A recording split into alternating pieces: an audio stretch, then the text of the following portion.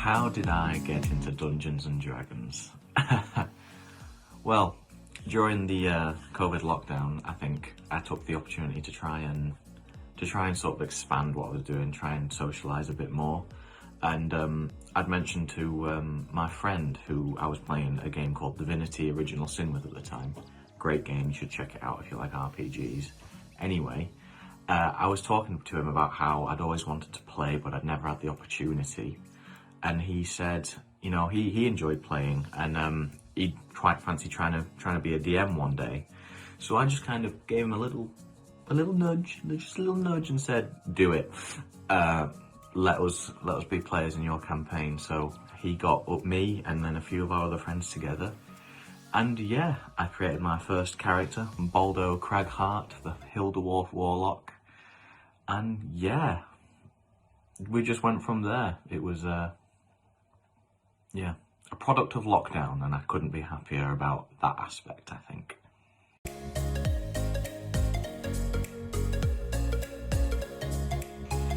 My favourite campaign that I've been part of is probably the one that I've homebrewed myself. It's set on the island of Arashal, a island shrouded in mystery that the Calyx Empire used as a prison island for their criminals.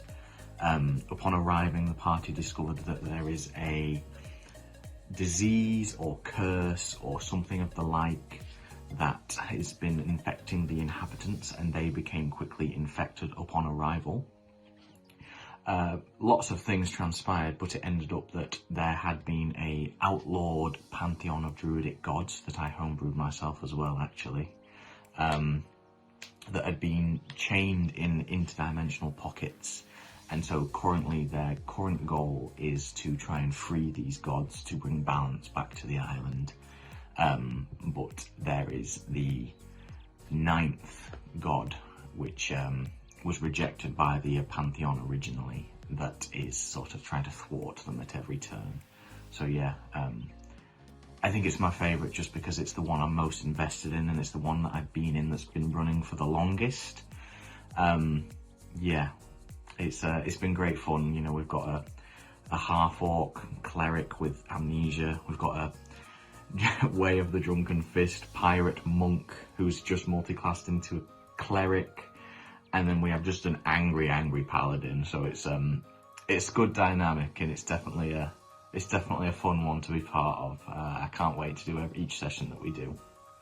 Yeah, I think that one.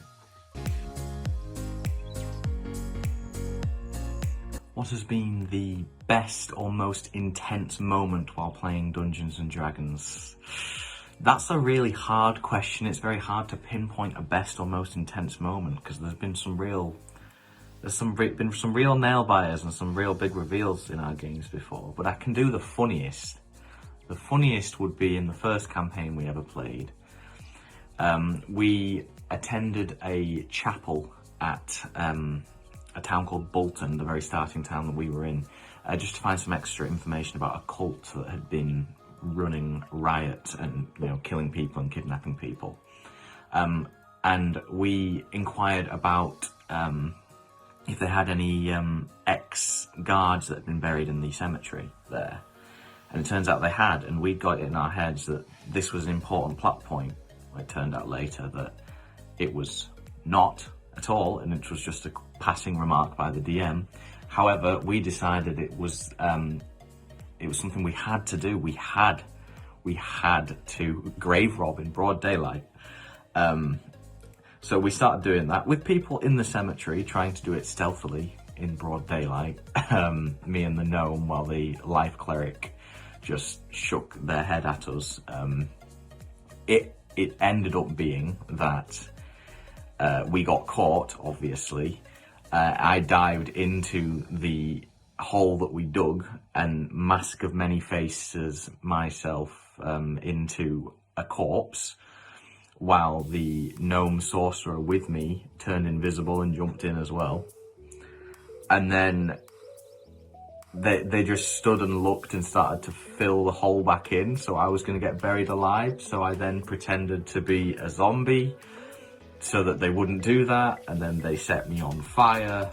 So I jumped in a bush to run away and set the bush on fire.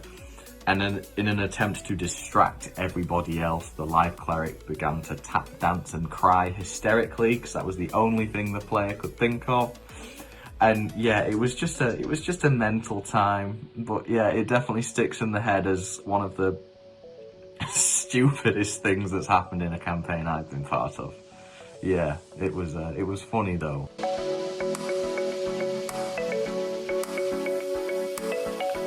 So my most recent character is Sigmund Horatio Ignatius Tarath. He is a human necromancy wizard. This is his spellbook.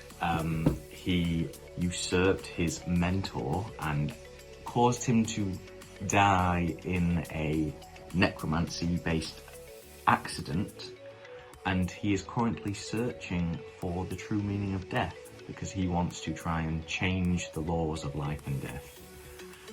Essentially to immortalise himself, because he doesn't feel like he has enough time on the mortal plane to accomplish everything he wants. He is very pompous and arrogant and very much like, how do you not know who I am? And he tries to act older than he is. He's only a young man in his 20s, but he wants to be taken more seriously. Yeah, he's great fun to play. It's always fun to play a bit of a horrible person, because it's always good to give them that redeeming quality in which he really cares for his friends, even if he does call them his research assistants and things like that. Yes, he's a fun one to play. I enjoy it a lot. What IP would I like to see written in 5e? Anything that I'm interested in, I'd have a go at. Maybe Darkest Dungeon. That's my favourite game, although it is very Lovecraftian, so that's probably more Call of Cthulhu than 5e. Dragon Age might be a good one.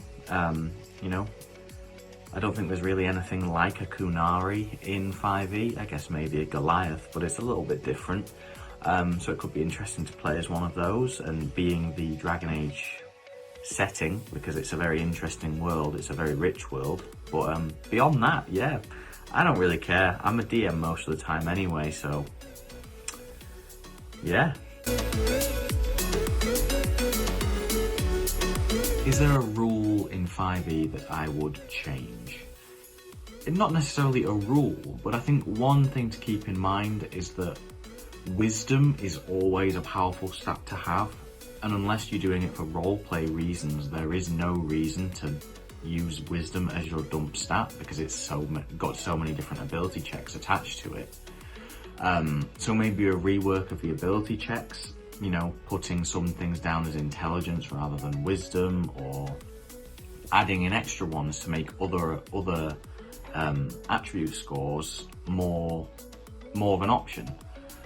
Intelligence just ends up being a dump stat for basically everybody that isn't a wizard or an artificer, or a fighter or rogue if you're going to play one of their magic classes.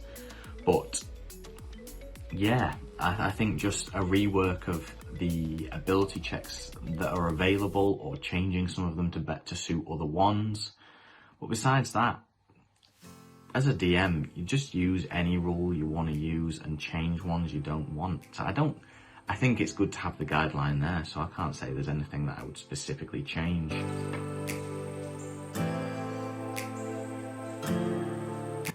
So the D&D content I create right now is just little lip syncs or silly little videos on TikTok. They are great fun to make. I just started making them one day and it's kind of stuck a little bit. One day it would be amazing if I could start a Twitch or a YouTube, but for now it's just TikTok. But I'm really enjoying it, so I do hope that one day I can do that. It's just a financial thing right now, but I'll get there, I think. I think it's something I really want to do, yeah. You can currently find me on TikTok. My handle is KrakenMeUp. That's Kraken_me_up. If you do check me out, please give me a like and a follow, and comment on my content if you enjoy it. And more importantly, don't forget to give the guys at nocritsg like, subscriptions, comments, anything to get their algorithm working, because they definitely deserve it. Thanks, guys.